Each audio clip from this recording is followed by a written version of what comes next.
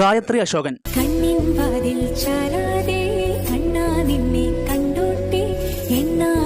മലയാള ചലച്ചിത്ര നടി എന്നതിലുപരി ചുരുക്കം ചില ഗാനങ്ങൾ കൊണ്ട് തന്നെ ശ്രദ്ധ പിടിച്ചു പറ്റിയ പിന്നണി ഗായിക.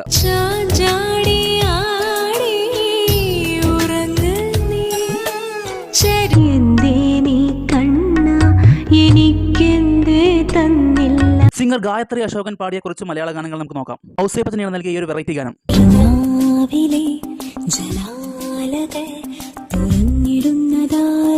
ഇളയരാജയാണ് നൽകിയ മനോഹരമായ ഗാനം.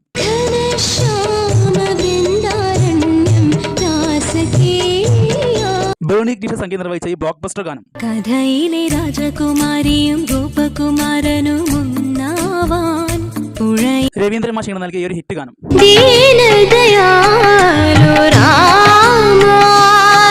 പിന്നെ ഏറ്റവും ഫേവറേറ്റ് ഷഹബാസ് അമനിയാണ് നൽകിയ ഈ ഒരു വെറൈറ്റി.